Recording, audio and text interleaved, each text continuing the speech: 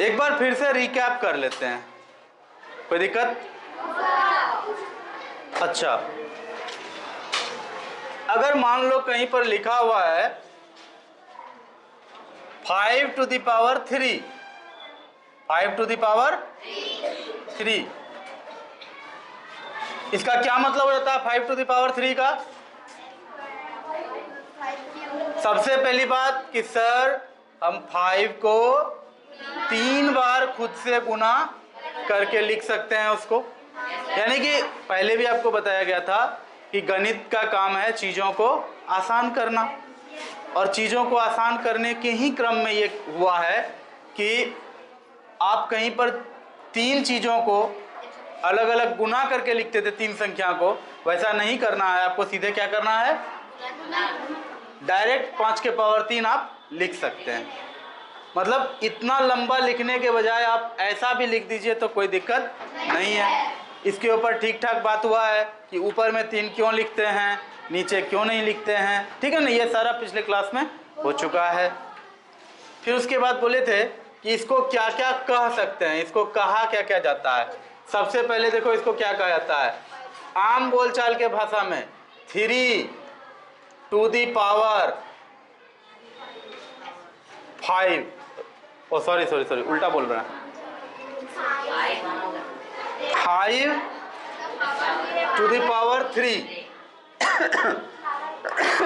Sorry 5 to the power 3, इसी को लिख सकते हैं हम लोग थर्ड पावर ऑफ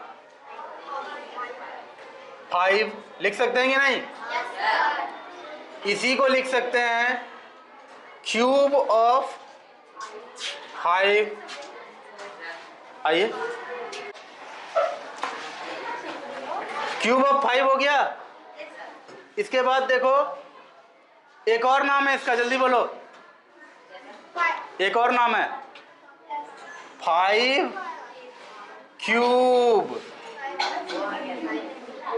हाँ है ना। हिंदी में कहा जाता है 5 घन। आ रही है बात समझ में?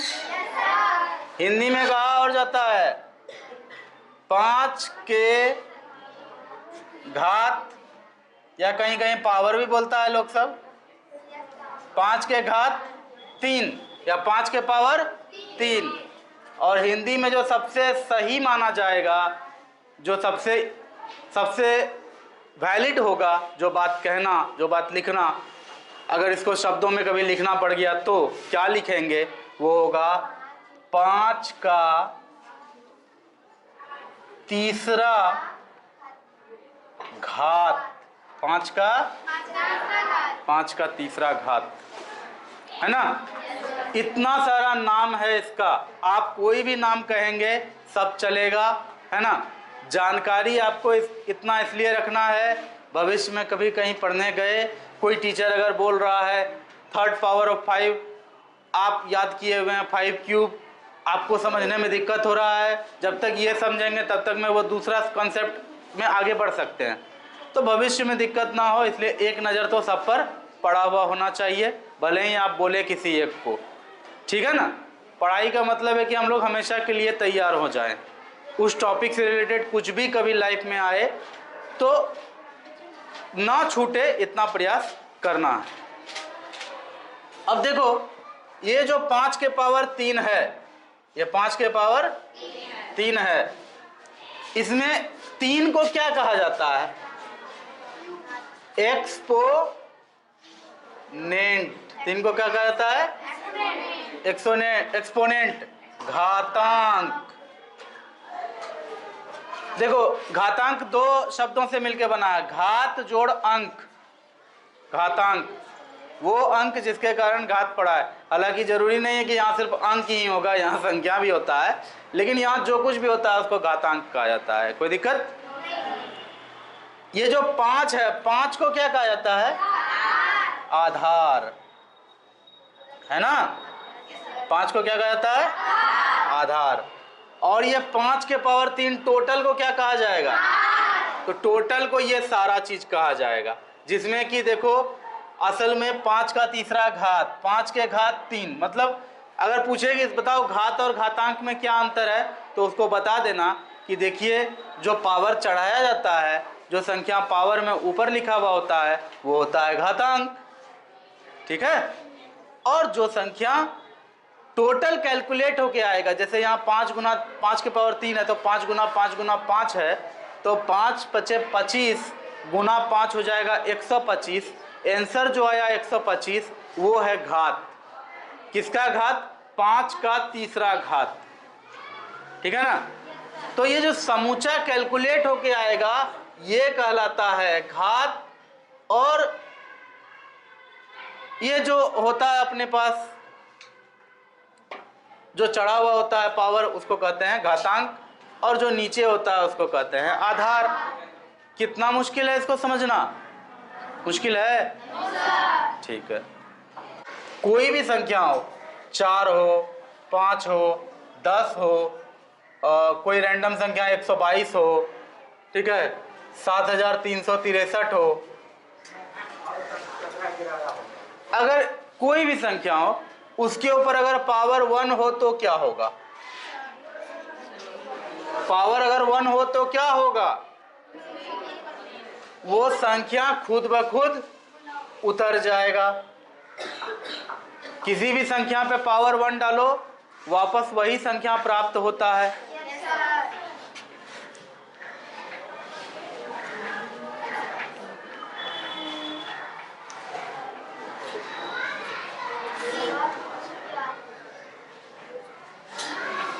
तो बहुत ही सिंपल है।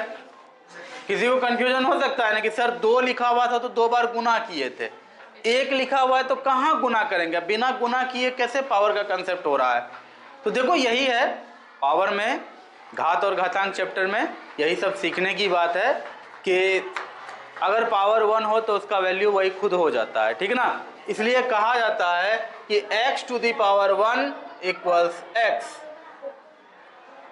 x to the power 1 equals x, है ना। बुक देना।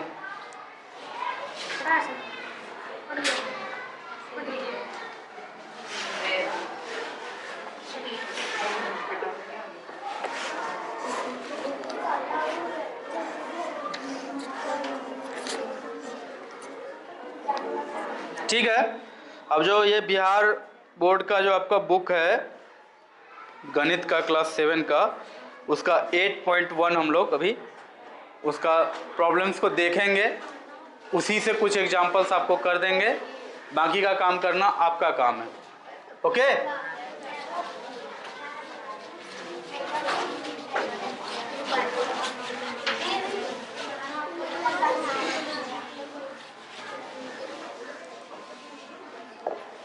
चलो देखो एक्सरसाइज 8.1,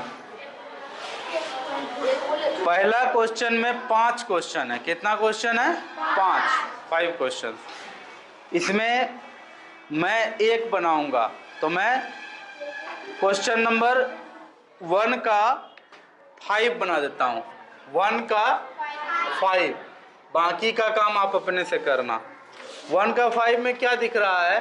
A को 2 बार गुना किया गया है और B को 4 बार कि 5 बार? 5 बार।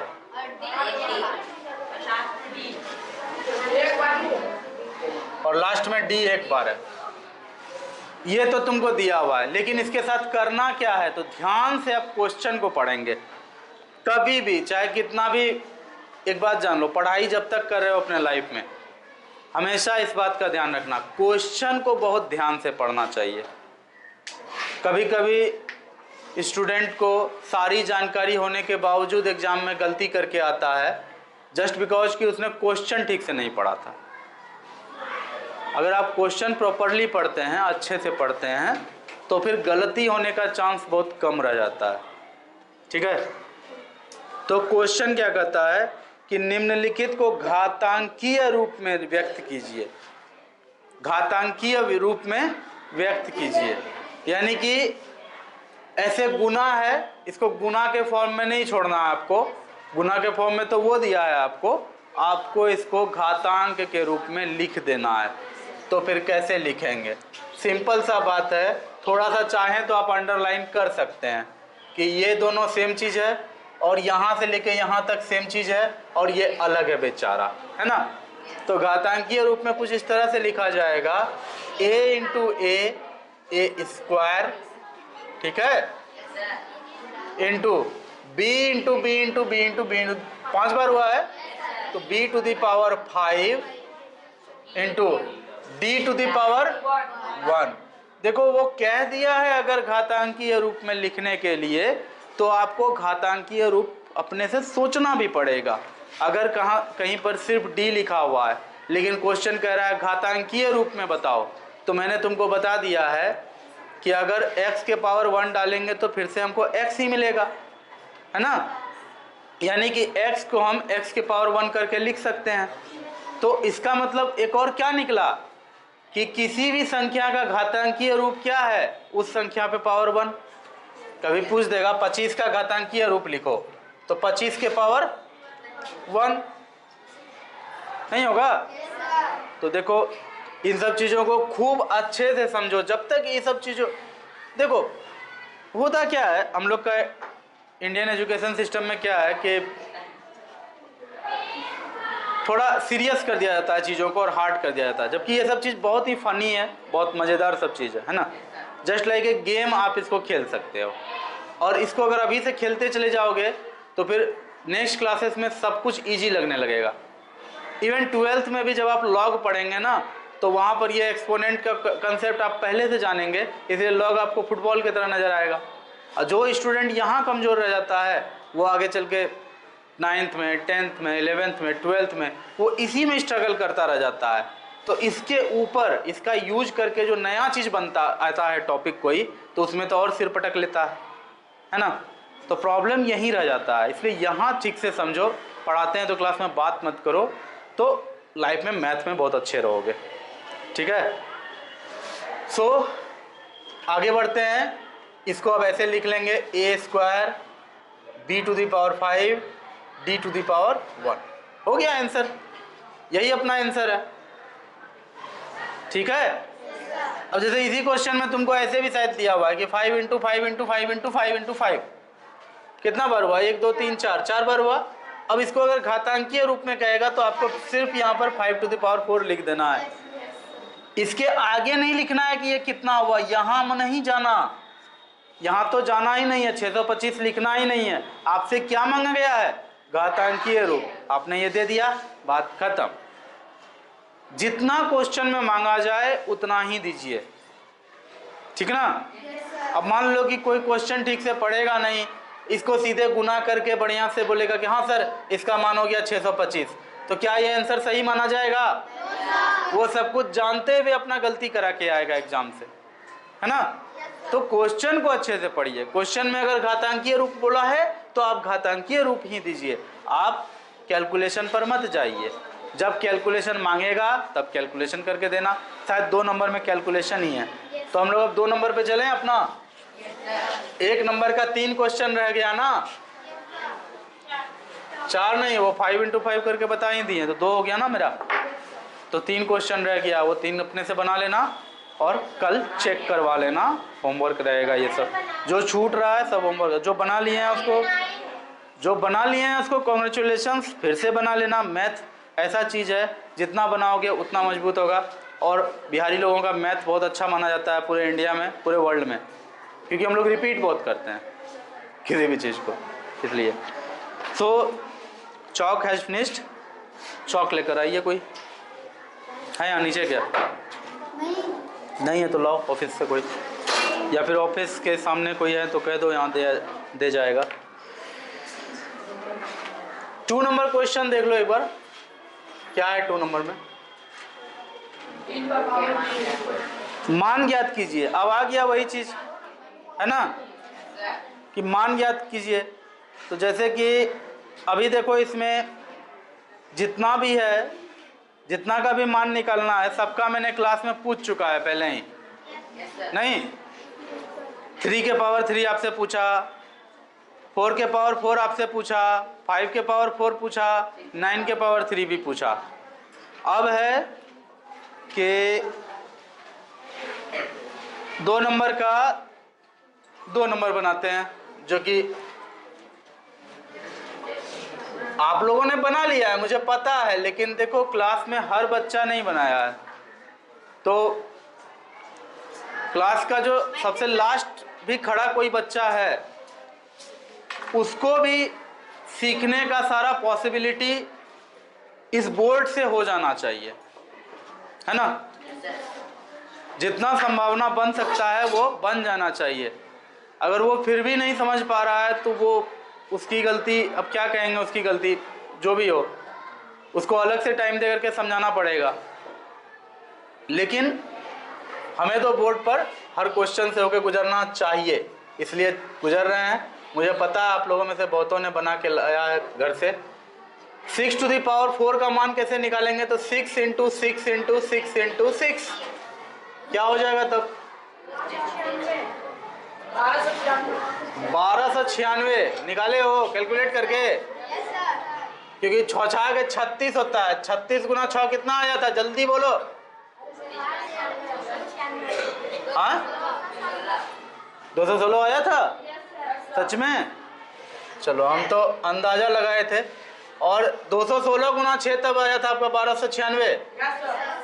चलो धन्यवाद, इतना आ गया था, तो 1296 आपका आंसर है।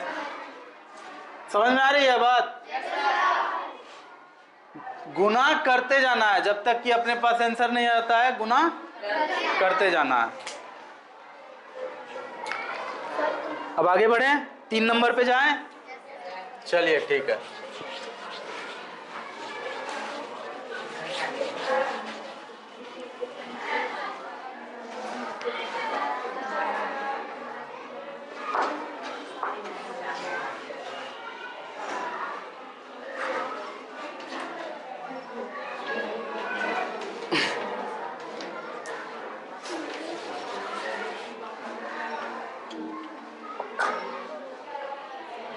थर्ड नंबर क्वेश्चन है,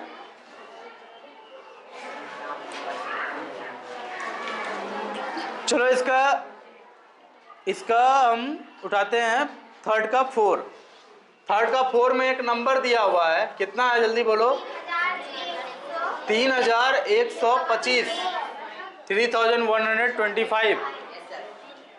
अब ध्यान से क्वेश्चन पढ़िए। चलिए चलो जी है, तुम स्टैंड अप, क्वेश्चन पढ़ के सुनाओ, क्या है क्वेश्चन में लिखा हुआ।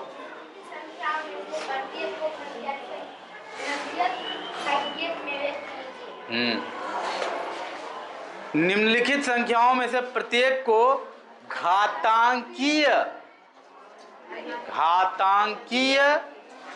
संकेतन में व्यक्त कीजिए। फिर से सुनो, निम्नलिखित संख्याओं में से प्रत्येक को घातांकीय संकेतन के रूप में व्यक्त कीजिए। यही है ना। बैठ जाओ। जब भी ऐसा कोई क्वेश्चन आएगा इसको कैसे बनाएंगे पता है, कैसे एलसीएम निकाले थे बचपन में। एलसीएम निकालने वाला काम यहाँ खूब होगा।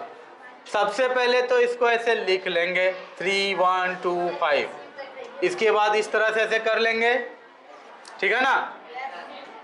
अब हम कोई ऐसा नंबर सोचेंगे जिससे ये कट जाए, तो लास्ट में 5 है, तो ज़्यादा रिस्क ना लेते हुए कोई और नंबर ना सोचते हुए हम लोग 5 सोचेंगे। देखो एक बात तो हम लोगों को पता है ना कि जिस संख्या के अंत में या जिस संख्या के इकाई के स्थान पर 5 या 0 होता है वो संख्या 5 से कटता है। एनी नंबर विच हैज 5 और 0 on it's ones place is divisible by 5। कोई भी संख्या जिसके इकाई के स्थान पर 5 या 0 है वो 5 से डिविजिबल है, भाज्य है। चलो कटाओ 5 से, 5 छक्के 30, 1 पर आएगा 2 यानी कि 12, तो 5 दूनी 10, 2 पर आएगा 5, क्या हो जाएगा 5 पचे 25। अब फिर लास्ट में 5 आ गया, हमें फिर से मौका मिल गया, फिर 5 से दे देते हैं। और सेम चीज बार बार इधर आए तो उतना मजे वाली बात है ना। सेम चीज अगर इधर बार बार आए तो वो बहुत ही मजे की बात है। डिफरेंट आ गया तो फिर सोचा जाएगा, एक बार चेक कर लेंगे कुछ गलती तो नहीं हुआ है। अगर गलती नहीं हुआ है तो फिर चलेंगे उसी होकर के, ठीक है। चलो 5 1 के 5, 1 पर 2 आएगा यानी कि 12, तो क्या करेंगे 5 दूनी 10, फिर 2 पर 5, 5 पचे 25। फिर से 5 दिख रहा है, तो फिर से यहाँ पर 5 से लगवाते हैं। 5 दूनी 10, 2 पर 5 पचे 25। फिर से 5 से लगा दें, 5 गुना 5 25। जब इस तरह से हम लोग इसको तोड़ने सीख जाते हैं, और सीख क्या जाते हैं जानते ही हो तुम लोग, एलसीएम निकालने जानते तो जान रहे हो ना। देखो सिंपल सा बात फिर से समझो, संख्या जो था उसको लिख डाले, कोई दिक्कत, संख्या जो भी था उसको लिख डाले। उसके बाद पहले तो ये खांचा बना लिए थे, फिर सोचे कि कौन ऐसा छोटा संख्या लिखे यहाँ जिससे कि ये कट जाता है। सोचे बैठ करके, सोचते सोचते सोचते सोचते हमको ख्याल आया कि 5 लिखेंगे ना तो 5 से ये कटेगा। और याद रखना ऐसा क्वेश्चन में एक बार कोई संख्या सोच लिए तो समझ लो काम तुम्हारा बन गया। 5 जैसे लिए तो कटाए, अगर ऐसे नहीं कटता है तो तुम क्या करो, कहीं पर रफ में तुम भागा दे दो, क्या हो जाएगा 5 छक्के 30, 1 आया, यहाँ 2 आया, 5 दूनी 10, यहाँ 2 आया, फिर 5 आया, 5 पचे 25। आपको जैसे अच्छा लगता है वैसे करिए। मैं यहाँ पे डायरेक्ट लिख सकता था क्योंकि मुझे इतने सालों का मैथ का एक्सपीरियंस है। आप अगर ऐसे डायरेक्ट नहीं लिख पाते हैं, घबराने की कोई बात नहीं है, आप तुरंत रफ कीजिए। मैथ में रफ वर्क करना चाहिए।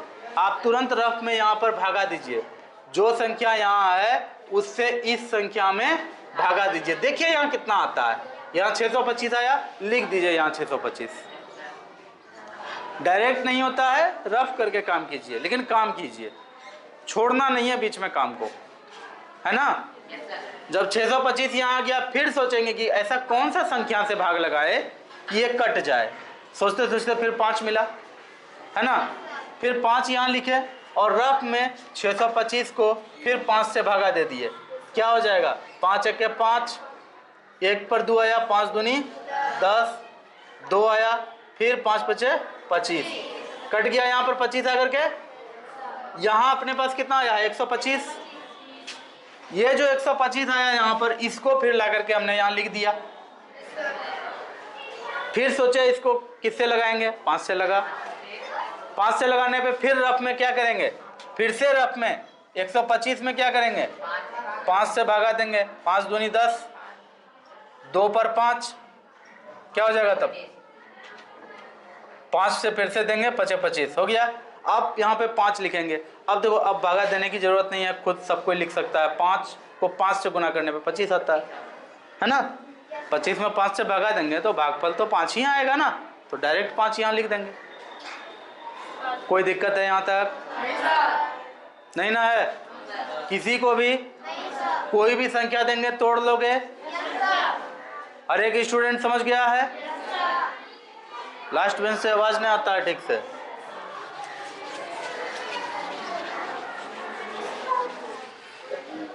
तो जब इतना काम हो जाएगा अपने पास, ये तैयार हो जाएगा ये खांचा, तो फिर क्या करेंगे, तब हम लोग इसको लिखेंगे 3125 बराबर, या 3125 जो कह लो, 3125 बराबर, यहाँ कितना है 5, लिख देंगे यहाँ 5, फिर लिखेंगे गुना, यहाँ कितना है गुना, यहाँ कितना है गुना गुना। अब गिनती करो 1 2 3 4 5, है ना। यहाँ गिनती करो 1 2 3 4 5, सही है, इक्वल हो गया। अब आगे का काम क्या करेंगे, सबको पता है क्या करना है, 5 पे पावर। तो ये है घातांकीय रूप। ये क्या है घातांकीय रूप। अंग्रेजी में कहते हैं एक्सपोनेंशियल फॉर्म। क्या कहते हैं?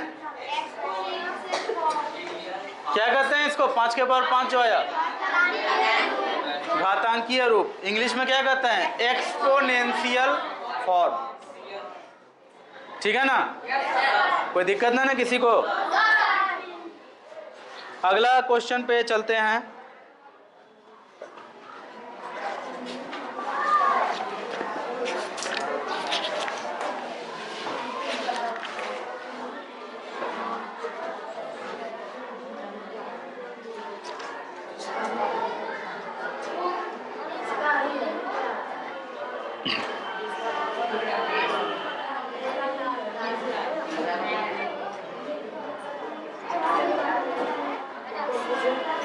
देखो 4 नंबर क्वेश्चन कौन लोग बना लिए हो? सब लोग बना लिए हो?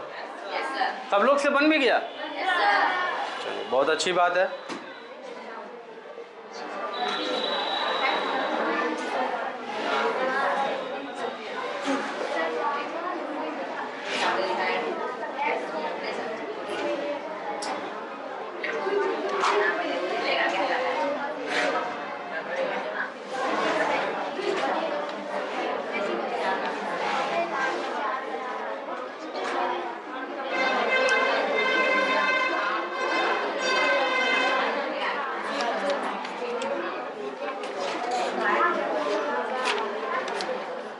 चार नंबर आप लोग बनाए हो? कैसे बनाए हो आप लोग 4 नंबर? 4 का 4 भी बन गया आप लोग से? हाँ चलिए ठीक है, 4 का 4 भी बन गया है। कोई स्टूडेंट इधर देखो थोड़ा, कोई स्टूडेंट अपना कॉपी दिखा सकता है जो 4 का 4 बनाया है? बिकॉज मुझे लगता है कि इसमें और भी कुछ एक्सपोनेंट्स का रूल होता है, वो पढ़ने के बाद ही 4 नंबर बन सकता है। ठीक है ना? फिर भी आपने अगर बना लिया है तो एक बार देखना चाहूँगा कि आपने कैसे बना लिया है। अब कुछ लोग क्या करते हैं कि आंसर ही उतार लेते हैं देख करके, तो वो तो गलत है ना।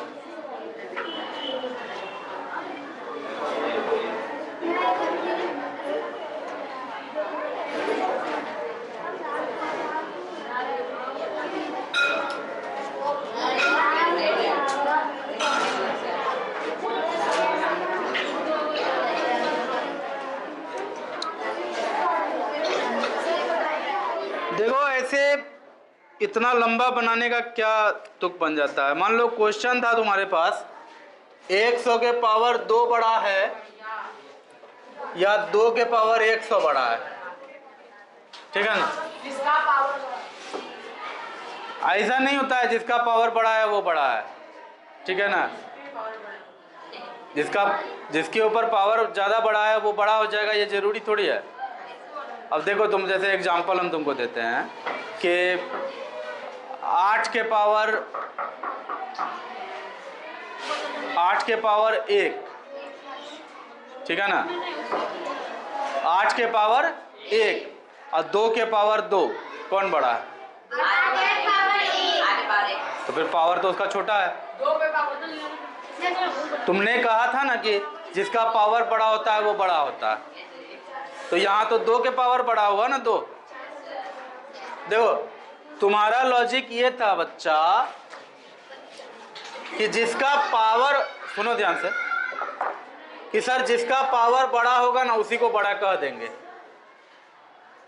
तो 2 के पावर 2 हम कहे और 8 के पावर 1 कहे। अब तुमसे हम पूछ रहे हैं कि 2 के पावर 2 बड़ा है कि 8 के पावर 1 बड़ा है? तो तुम्हारा लॉजिक तो पहले कह रहा था कि सर जिसका पावर ज़्यादा बड़ा होगा उसी को कहेंगे बड़ा, उस हिसाब से तो इसको बड़ा होना चाहिए। तो ये कोई पैरामीटर नहीं है कि पावर बड़ा होगा तो संख्या भी बड़ा होगा। ठीक है ना? थोड़ा सा कुछ और रूल्स है एक्सपोनेंट का, अगले क्लास में कर लेंगे हम लोग।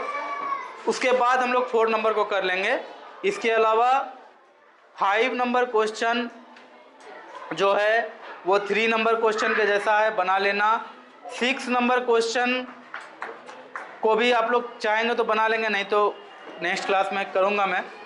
नेक्स्ट क्लास मेरा आज ही है फिर से। अभी तो मान लीजिए मैम नहीं आई थी तो उनके घंटी में आए थे, तो अपना मैथ का कुछ हो गया। फिर आएंगे तो ये चैप्टर कंप्लीट करके ही जाएंगे। तो वो इस चैप्टर को कंप्लीट करने, इस एक्सरसाइज को कंप्लीट करने के बाद घातांकों का नियम करेंगे, फिर तब हम लोग आगे बढ़ेंगे। ठीक है, चलिए यहीं पर कंक्लूड करते हैं। Thank you so much.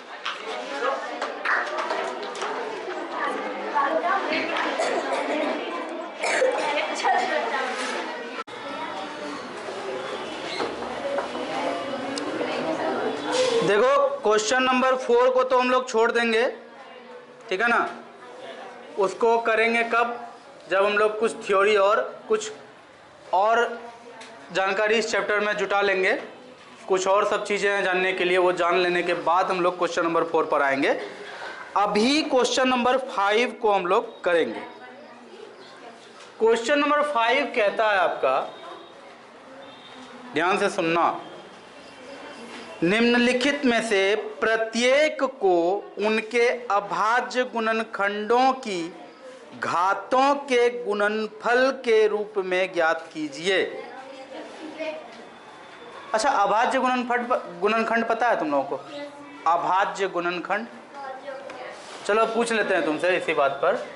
मान लो कि कहीं लिखा हुआ है 100 को किसी ने लिख दिया 50 गुना 2, तो क्या ये 100 का अभाज्य गुणनखंड हुआ?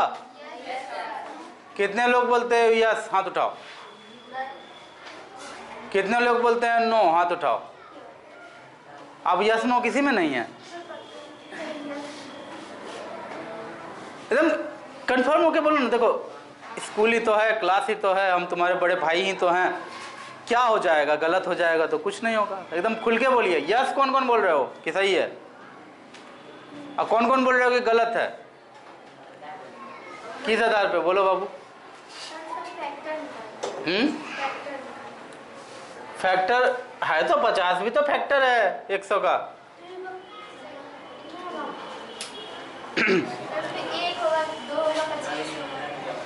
25 होगा, 25 होगा तो फिर 50 क्यों नहीं होगा? 25-50 में क्या अंतर है? तो होगा तो फिर सही है तो हो गया, गलत क्यों है?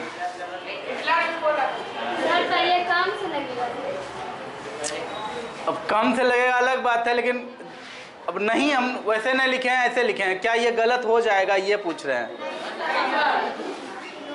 तो ये गलत होगा। देखो कितना इस क्लास में कितना कंफ्यूजन है। बैठो। तो ये देखो बेसिक बात नहीं जानेगा तो फिर आगे दिक्कत होगा। यहाँ अभाज्य गुणनखंड का घातांक के रूप में व्यक्त करने कह रहा है क्वेश्चन में। आपको अभाज्य गुणनखंड नहीं पता नहीं है तो उसका घातांक के रूप में कैसे व्यक्त करिएगा? तो चलो पहले हम लोग थोड़ा प्रीवियस क्लास में जा करके हम लोग पहले अभाज्य गुणनखंड को जान लेते हैं, तो फिर हम लोग वापस फिर अभाज्य गुणनखंडों के घातांक के ऊपर आकर के क्वेश्चन को सॉल्व कर लेंगे। चलो देखो ध्यान से, ये गलत है। क्यों जानते हो? क्योंकि 50 एक अभाज्य संख्या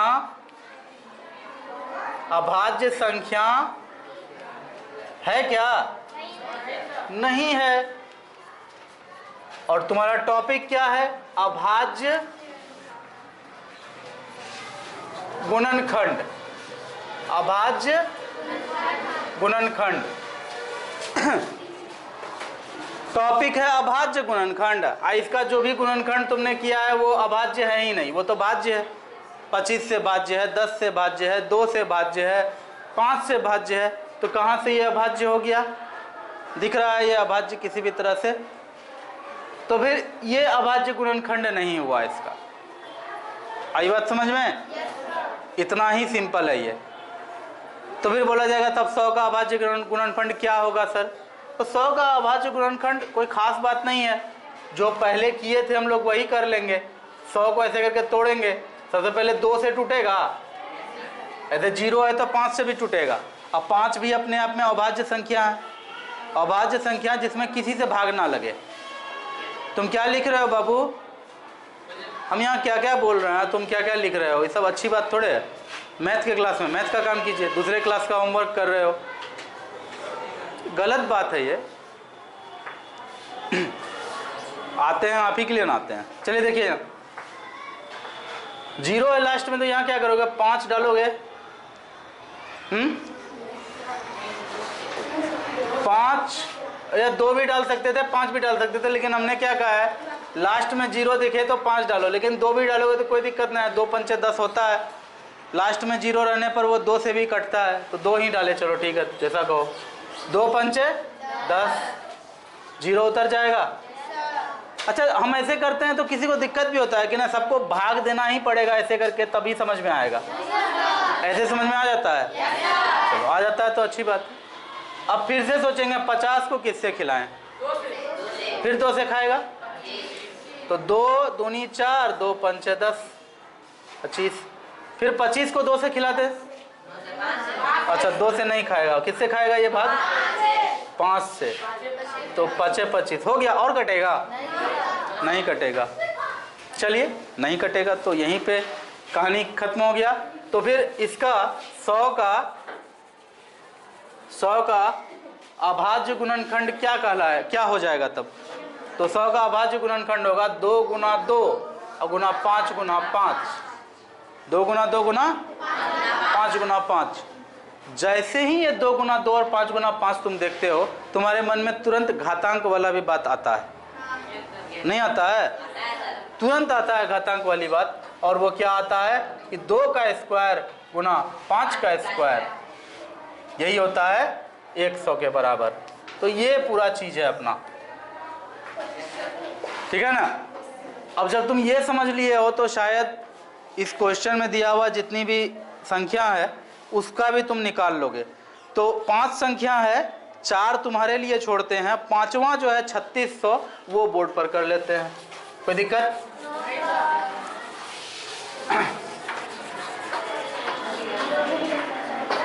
तो आपका है 3600, है ना। क्वेश्चन है, सॉरी 3600 को हम लोगों को अभाज्य गुणनखंड के घातांक के रूप में लिखना है। तो क्या करेंगे, 3600 है यहाँ, सबसे पहले किससे करें, तो 2 एकदम अच्छा से दिख रहा है एक अभाज्य गुणनखंड, तो 18 दूनी 36 होता है, तो वही 36 का आधा 18 लिखें, 0 बिठा दिए 2 ठो, कोई खास बात नहीं है। फिर 2 से करेंगे तो 900 आ जाएगा, फिर 2 से करेंगे तो 450 आएगा, फिर 2 से करेंगे तो 225 आ जाएगा। अच्छा, 225 में बाकी चीज का तो नहीं पता, कंसेप्ट जो भी हो थोड़ा सा ट्राई करोगे तो हो जाएगा, लेकिन ठीक है। हम लोगों को 5 दिख रहा है ना लास्ट में, सबसे सस्ता क्या रहेगा, 5 से लगाना, लगाओ 5 से, क्या हो जाएगा, 5 चौके 20, 2 पर 0, 5 पचे 25, 45 आ गया। 45 फिर से 5 से लग जाएगा ना, 5 नमा, अब 9 को किससे लगाएं, देखो जब तक यहाँ लास्ट में कोई अभाज्य संख्या ना आ जाए तब तक हम लोग को काम करते रहना है, ठीक ना। तो यहाँ 9 को किससे लगाएंगे, 3 से, तो 3 तिया 9, हो गया अपना काम।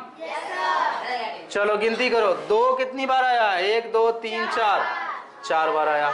2 गुना 2 गुना 2 गुना 2 गुना 5 कितनी बार आया, 2 बार, 5 गुना 5, फिर 3 2 बार। देखो हल्ला मत करो, मतलब जानते ही ये इजी चीज है तो सबको समझ में भी आ रहा है, लेकिन इतना हल्ला करोगे तो नहीं ना होगा। क्या हो जाएगा तब ये, 1 2 3 4, 5 के पावर, यही हो गया आपका आंसर, ठीक है ना। ये जो रूप में आया है इसी को आंसर कहते हैं। देखो गुणनखंड भी हो गया अभाज्य, सबके ऊपर घातांक भी चढ़ा हुआ है, क्वेश्चन में यही आपसे मांगा था, कोई दिक्कत। अब जो नेक्स्ट क्वेश्चन है सरल कीजिए, तो उसमें क्या है, कैलकुलेट करके देना है, कैलकुलेट करके देना है। तो वो कैलकुलेशन आप अपने से भी कर सकते हैं। इसमें एक क्वेश्चन है 6 का 3, वो सिर्फ मैं बना दूंगा, ठीक है ना। 6 का 3 वो बना देंगे। इसको नोट करोगे? नोट कर लो।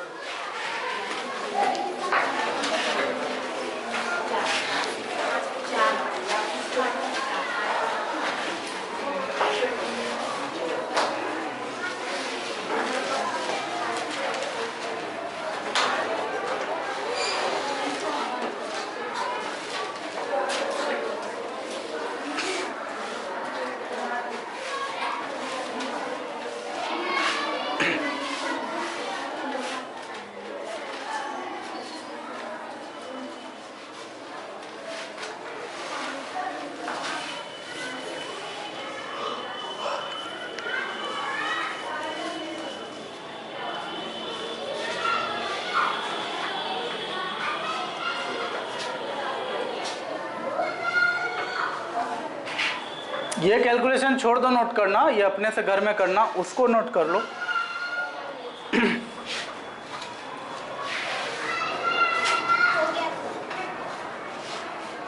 हो गया नोट?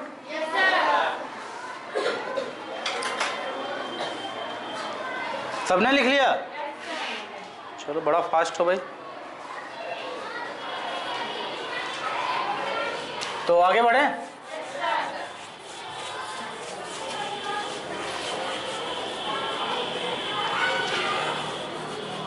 क्वेश्चन है सरल करें। सरल करें का मतलब साफ सुथरा होता है कि उसका मान निकाल के दे दो। तो 6 का जो थर्ड नंबर है, 6 का थर्ड नंबर, उसमें -1 के पावर 5 किया है, गुना में 7 के पावर 3 कर दिया है। यही है ना?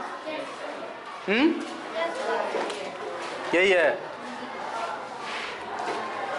चलो देखो क्या हो जाएगा यहाँ पर। बराबर -1 के पावर 5 है, तो क्या लिखेंगे? -1 गुना -1 गुना -1 गुना -1 गुना -1, 1 2 3 4 5 गुना 7 गुना 7 गुना 7। तो फिर ये क्या हो जाएगा? आगे देखो अब ठीक से। पावर 5 था तो 5 बार तो गुना करना ही था, है ना?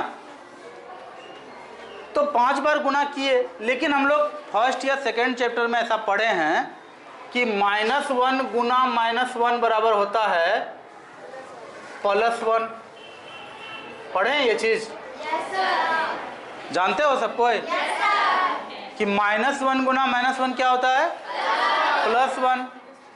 तो ये दोनों के लिए यहाँ +1 आ जाएगा, बोलो ना। गुना ये दोनों के लिए यहाँ +1 आ जाएगा, गुना ये अकेला बच जाएगा, गुना 7 को 3 बार 7 खुद से गुना हुआ है, तो 7 7 49 7 243 होता है क्या?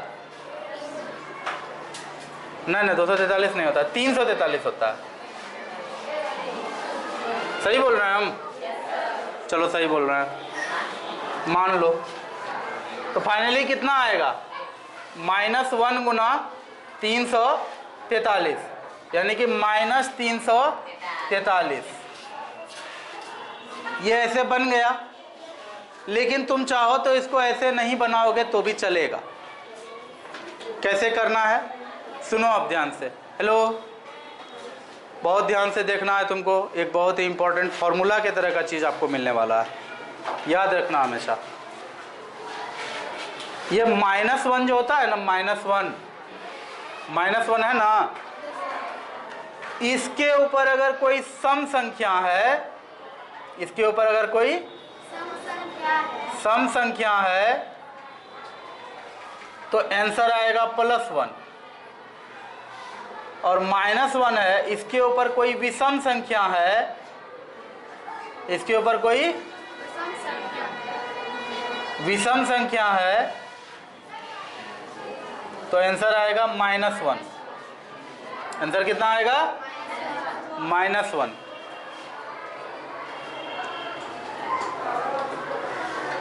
तुम खड़ी हो जाओ, तुम यहाँ खड़ी हो,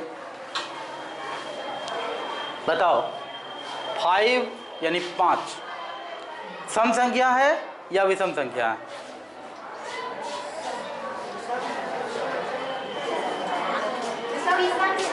विषम संख्या है ना। 5 क्या है? विषम संख्या है। बैठ जाओ। 5 एक विषम संख्या है। तुम बोलो 12 विषम संख्या है कि सम संख्या है? सम संख्या है। किस आधार पे बोला 12 सम संख्या है? क्योंकि वो 2 से लग सकता है, भिड़ सकता है, कट सकता है ना। बहुत अच्छा, बैठो।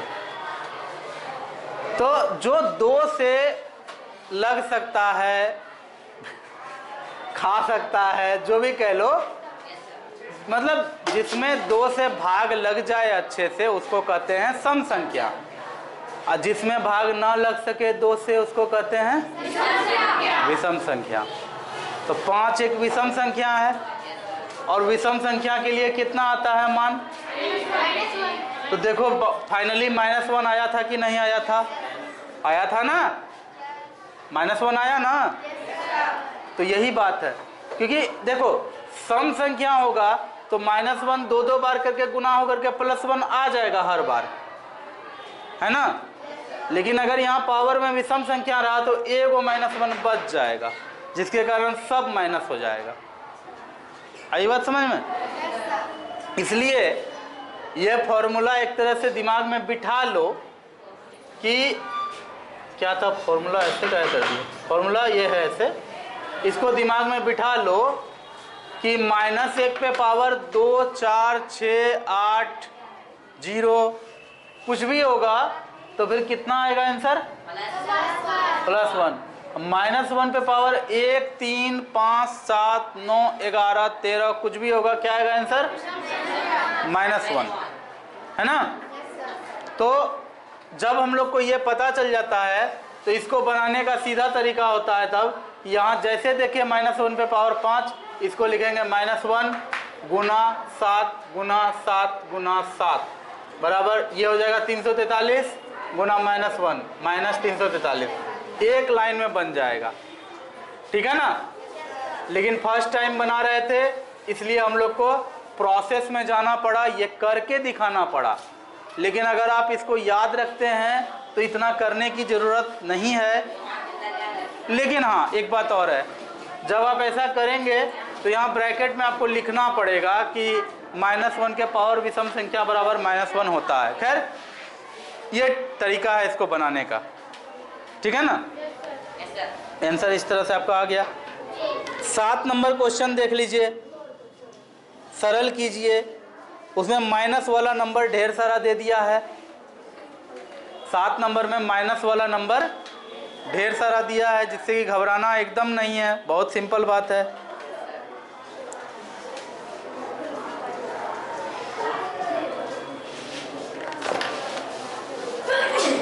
अपने से हो जाएगा 7 नंबर में,